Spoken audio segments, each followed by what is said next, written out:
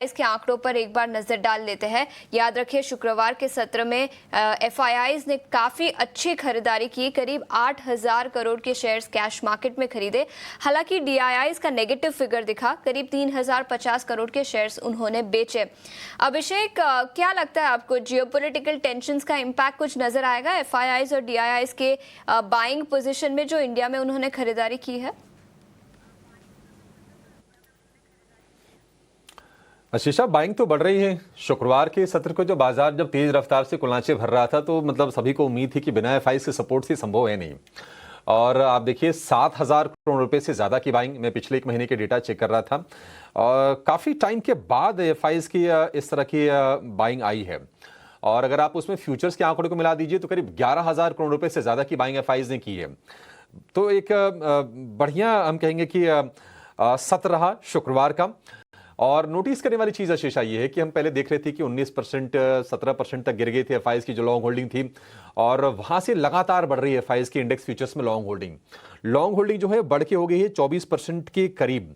23.78% long है, बाकी जो है वो शॉर्ट है एफआईआईज की तरफ से। तो ये अच्छी चीज है। 15 मई के बाद एफआईआईज की कैश मार्केट में एक दिन की सबसे बड़ी खरीद है। तो अभी तक डीआईआईज बाजार को सपोर्ट करने का काम कर रहे थे। एफआईआईज ने पीछे से आके छोटा सा धक्का दिया। छोटा मैं इसलिए कह रहा हूं क्योंकि अभी भी गुंजाइश काफी ज्यादा है। 24% ही लॉन्ग होल्डिंग है, और अगर मान लीजिए ये 2% की लॉन्ग होल्डिंग बढ़ने से अगर एफआईआईज के 7,000 करोड़ रुपए की बाइंग आ रही है, तो आप अगर फर्ज कीजिए कि अगर यहां से एफआईआईज की लॉन्ग होल्डिंग बढ़ के अगर 30-35% अगर हो जाती है, तो फिर बाजार को आप सोच लीजिए कि फिर आप ऑल टाइम हाई फिर से टेस्ट करने के काफी करीब पहुंच जाएंगे। तो एफआईआईज का सपोर्ट काफी अच्छा है, और मुझे लगता है कि ये सपोर्ट आगे जारी भी रहेगा। थोड़ा सा बीच में ब्लॉक डील वगैरह थे, उन्होंने मूड खराब करने का काम किया था, लेकिन बाजार में मैच्योरिटी के साइन दिख रहे हैं और एफआईआईज को भी लगता है कि भारतीय बाजार में अपॉर्चुनिटी है। दूसरी चीज कि क्या अमेरिका का जो हमला हुआ है ईरान के न्यूक्लियर साइट्स पर, उससे डरने की जरूरत है? देखिए, किसको नहीं पता था कि इजराइल जो हमले कर रहा है ईरान पर, वो अमेरिका बैक्ड ही है। पूरी दुनिया जान रही थी। शुरुआत में अमेरिका ने इसको नकारा, बाद में वो क्लियर हो गया। डोनाल्ड ट्रंप के स्टेटमेंट के बाद डोनाल्ड ट्रंप ने जो बयान दिए कि हाँ इजराइल सही कर रहा है, हमारा पूरा समर्थन है, तो वो साफ हो गया था। अब बात यह आती है कि अमेरिका के हमले को कैसे देखना चाहिए। ये सबको पता था। ट्रंप ने कहा था कि 15 दिन में हम डिसीजन ले लेंगे, 2 हफ्ते की बात उन्होंने कही थी, लेकिन कहीं ना कहीं आशंका थी कि ट्रंप इतनी देर करेंगे नहीं। और फिर वो हुआ, 3 न्यूक्लियर साइट्स पर हमले किए हैं। हालांकि वे अमेरिका के उपराष्ट्रपति हैं जेडी वेंस, उन्होंने कहा कि हमारी इजराइल के लोगों से कोई दुश्मनी नहीं है, और न ही हम वहां पर सत्ता परिवर्तन चाहते हैं। हम ये चाहते हैं कि वहां पर जो न्यूक्लियर प्रोग्राम है उसको पूरी तरह से बंद कर दिया जाए। तो ये टारगेटेड अटैक था वहां के न्यूक्लियर साइट पर। उससे ऑयल इंफ्रा को अभी तक कोई डैमेज नहीं हुआ है, ऐसी कोई खबर निकल के नहीं आई है। तो जैसा कि अनुराग कह रहे थे कि बाजार तो यहां से अब ऊपर जाने चाहिए, मेरा भी ये मानना है कि अब यहां से ना नीचे जाने की गुंजाइश काफी ज्यादा कम है। एक हैंगओवर था। मान लीजिए अगर 15 दिन का जो समय बोला था, 2 हफ्ते का डोनाल्ड ट्रंप ने, अगर उस पर अगर वो अमल करते तो ये 15 दिन तक बाजार अभी और परेशान रहते, काफी डामाडोल रहते। हालांकि शुक्रवार को अच्छी बाइंग हमने देखी, 300-350 अंकों के आसपास की तेजी हमने देखी, लेकिन ये हैंगओवर भी कहीं ना कहीं बाजार के लिए दूर हुआ है। और जहां तक बात है, हमारा इंटरेस्ट क्या है इस पूरे युद्ध में? हमारा इंटरेस्ट यह है कि नहीं, क्रूड बहुत महंगा ना हो। हम अपनी टोटल जरूरतों का 88-89% क्रूड हम इंपोर्ट करते हैं। हालांकि ईरान पर हमारी डिपेंडेंस बहुत कम है, लेकिन स्टेट ऑफ हॉर्मुज, वहां से ग्लोबल सप्लाई का करीब 26% तेल उस एरिया से गुजरता है, वो जो जलमार्ग है जिस पर ईरान का कब्जा है। लेकिन हम क्रूड में भी कोई खास स्पाइक देख नहीं रहे। कच्चे तेल का भाव भी अगर आप देखेंगे तो $79 के ऊपर है, लेकिन ये लेवल तो आप पिछले हफ्ते देख रहे थे। तो ईरान के जो हमले हैं उसको तो मतलब एक तरह से देखा जाए तो प्राइस में ईरान पर जो यूएस के हमले हैं वो तो प्राइस में शामिल दिख रहे हैं, ज्यादा कुछ असर है नहीं। तो मतलब मुझे लगता है कि पैनिक वाला कोई माहौल है ही नहीं, और गिरावट पर शायद खरीदारी के लोगों के लिए मौके बनेंगे। आज आप एशिया मार्केट भी देखिए, शुरुआत कमजोर हुई, लेकिन कमजोर शुरुआत के बाद रिकवरी की कोशिश है। गिफ्ट निफ्टी बार बार हम देख रहे हैं कि 25,000 के ऊपर आने का अटेम्प्ट कर रहा था, और आज के लो से देखेंगे तो ऑलरेडी 60-65 अंक ऊपर है। तो ये तनाव थोड़ा सा है। मतलब मैं ये नहीं कह रहा हूं कि इस तनाव से आपको बिल्कुल आप इसको भूल जाइए और आप यहां से बुलिश होकर बाजार में कोई ट्रेड लीजिए या फिर इन्वेस्टमेंट कीजिए, लेकिन ये जरूर है कि ये कहीं ना कहीं चीजें धीरे धीरे प्राइस्ड इन थी, बाजार ने इसका अंदाजा लगा लिया था और मैच्योर रिएक्शन ग्लोबल बाजारों से, इंक्लूडिंग गिफ्ट निफ्टी, आज के सत्र में हम देख रहे हैं।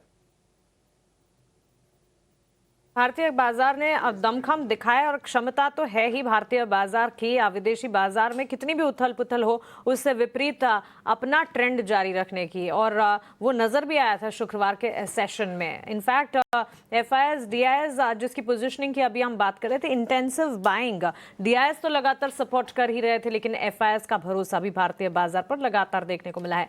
उम्मीद यही करके चलेंगे कि फ्राइडे सेशन में जो अपसर्ज डोमेस्टिक मार्केट्स में देखने को मिला था उसी तरह सेंटिमेंट्स डेवलप हो जरूर, लेकिन हाँ ओवर द वीकेंड जो ढेर सारे वॉलेटिलिटी, ढेर सारे डेवलपमेंट्स, इजराइल और ईरान के तनाव के बीच अमेरिका की एंट्री और उस पर भी रशिया की तरफ से प्रतिक्रिया आना, बड़ी इकोनॉमीज हैं जो कि इस वक्त प्रतिक्रियाएं दे रही हैं, तो इसका इंपैक्ट ओवरऑल मार्केट पर पड़ता दिख सकता है, इसे भी नकारा नहीं जा सकता। और भारत जैसा देश स्ट्रैटेजिक इनिशिएटिव्स किस तरह के, क्योंकि हमारे पास दोनों पक्षों से हम संबंध रखते हैं और इसी के चलते हमारे स्ट्रैटेजिक इनिशिएटिव्स में ओवरऑल इकोनॉमी की चाल में और इवेंचुअली भारतीय बाजार के हाल में किस तरह का इंपैक्ट पड़ता है, काफी इंटरेस्टिंग होने वाला है आज का सेशन। देखना होगा कि भारतीय बाजार अपनी क्षमता के हिसाब से दमखम दिखाते हुए फ्राइडे सेशन की मजबूती को आगे बढ़ाता है या फिर ये जियोपॉलिटिकल कंसर्न्स जो हैं उसे वॉच आउट करते हुए भारतीय बाजार में भी कंसर्न्स नजर आते हैं। लेकिन चलिए फ्राइडे सेशन को याद करते हैं, क्योंकि मंडे ब्लूज तो इस वक्त सुबह सुबह नजर आ रहे हैं विदेशी बाजार से,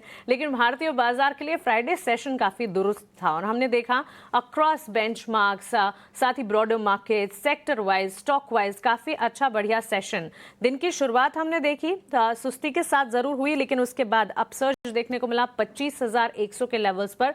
निफ्टी ने क्लोजिंग दिखाई, करीब 300 अंकों की मजबूती वहां पर देखने को मिली। इसी तरह की तस्वीर बैंक निफ्टी की भी तरफ से। सेक्टर स्पेसिफिक बाजार की चाल देखेंगे, रियल एस्टेट के बाद वो निजी बैंक क्षेत्र और सरकारी बैंक क्षेत्र ही थे जहां से बाजार को सबसे ज्यादा सपोर्ट मिल रहा था। स्ट्रैटेजी वाइज अभिषेक, आज के सत्र में जैसे आप बता भी रहे थे, उम्मीद यही लगाकर चलेंगे कि यहां से ऊपर के स्तर देखने को मिले, लेकिन वॉलेटिलिटी एंटिसिपेटेड भी है। निफ्टी और बैंक निफ्टी फ्राइडे सेशन काफी मजबूत था, लेकिन आज के लिए स्ट्रैटेजी पर खास नजर होनी चाहिए। बिल्कुल मानसी, बिल्कुल। देखिए आज संकेत थोड़े से ना आपको, मतलब अगर आप हेडलाइन इंडेक्स देखेंगे दुनिया भर के, थोड़े कमज़ोर आपको दिखेंगे, बट मैं वही कह रहा था कि बहुत ज़्यादा कमज़ोर नहीं है। अमेरिकी हमलों से कोई घबराहट जैसी कोई माहौल नहीं है। और अगर आप बाकी एसेट क्लास भी देखेंगे ना, क्रूड देखिए $79 ही पहुंचा है, अभी भी 80 के नीचे है, आपके लिए राहत के संकेत हैं। सोने में जिसको सेफ हेवन एसेट कहा जाता है, $3380 के आसपास के भाव हैं, मतलब हमने $3450-3500 के भाव देखे, वहां तक मतलब कोई संकेत मिल रहे हैं। तो ऐसा मतलब ऐसा नहीं कि लोग सेफ्टी की तरफ रश कर रहे हैं। आज मुझे लगता है कि अगर ये नीचे बाजार खुलता है तो जो इन्वेस्टर्स है उनके लिए तो निश्चित तौर पर मौका होगा। जो भी गिरावट आए बाजार में, जिनको एंट्री करनी है, और थोड़े से क्रूड रिलेटेड जो स्टॉक्स हैं मे बी उन पर थोड़ा सा रिएक्शन आए, अदरवाइज जो बाकी अगर अच्छे स्टॉक्स हैं अगर वो गिरते हैं तो आपके लिए वहां पर निवेश का अच्छा मौका होगा। निफ्टी की बात करें, अब शुक्रवार को 300-325 अंकों के आसपास की शानदार तेजी हुई है। एक बढ़िया ब्रेकआउट हमने देखा निफ्टी में, और ब्रॉड बेस्ड बैंक थी शुक्रवार को, तो आज हम देखेंगे तो उसके चलते भी थोड़ी बहुत प्रॉफिट टेकिंग आ सकती है। दूसरी चीज, ग्लोबल संकेत हम देख रहे हैं कि थोड़े से कमजोर हैं ईरान पर अमेरिका के हमले के बाद, तो थोड़ी बहुत प्रॉफिट टेकिंग आना लाजमी है। लेकिन यह है कि एफआईज का सपोर्ट मुझे लगता है कि बाजार को ना मतलब नीचे ज्यादा नीचे जाने देगा नहीं। अगर सपोर्ट्स की बात करें तो 25,000 पर आप मान के चलिए निफ्टी के लिए एक अहम सपोर्ट होगा। उसके नीचे 24,800 पक्का वाला सपोर्ट, मुझे नहीं लगता कि 24,800 फिलहाल टूटने की कोई आशंका बाजार में दिख रही है। 25,200 पर निफ्टी एक हल्का सा रेजिस्टेंस फेस करेगा, और उसके बाद 25,500 पर बाजार के लिए थोड़ा सा एक स्प्रीड ब्रेकर लग सकता है।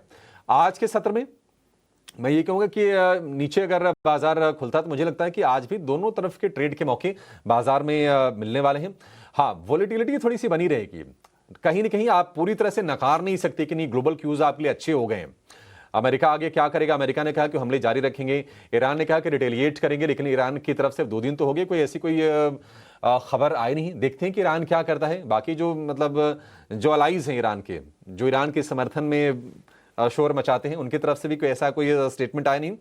तो देखते आज का जो मौका होगा ट्रेडर्स के लिए, मुझे लगता है कि थोड़ा सा ट्रेडर रुक जाए, निवेशों के लिए निश्चित तौर पर आज एक बढ़िया मौका बाजार में मिलेगा। शुक्रवार की अच्छी तेजी हम देखें तो थोड़ी बहुत प्रॉफिट टेकिंग तो आज वैसे भी आने के आसार थे। निफ्टी बैंक भी एक बहुत ही छोटे दायरे में था, 500 अंकों के आसपास की रेंज थी और उस रेंज को हमने देखा कि शुक्रवार को पार किया। यहां पर 55,800 पर निफ्टी बैंक के लिए एक सपोर्ट का लेवल है। अगर इसके नीचे अगर जाता है तो अगर आपने लॉन्ग किया है अगर शुक्रवार को, अगर आप ट्रेडर हैं तो फिर पोजीशन को आप काटने के बारे में विचार कीजिएगा, उससे पहले नहीं। 56,500 निफ्टी बैंक के लिए रेजिस्टेंस का जोन दिख रहा है और ऐसा लग रहा है कि आज कमजोर शुरुआत अगर बाजार में होती है तो फिर नीचे के स्तरों से ना सपोर्ट्स आएंगे। देखिए डीआई से तो सपोर्ट मिल रहा था, एफआईज की काफी ज्यादा शॉर्ट थे, 80% से ज्यादा उनके शॉर्ट से धीरे धीरे करके वो कवर कर रहे हैं और उम्मीद ये है कि उनका समर्थन बाजार में जारी रहेगा। तो ओवरऑल संकेत मतलब थोड़े से कमजोर हैं, थोड़े से सतर्कता वाले जरूर हैं, बट बहुत वीकनेस वाले संकेत अमेरिका के एक्शन से ग्लोबल बाजारों के लिए निकल के नहीं आए हैं। गिफ्ट निफ्टी भी 100 अंक ही नीचे है और बल्कि आप नीचे से देखेंगे तो 50 अंकों की रिकवरी भी ये दिखा रहा आज के सत्र में। चलिए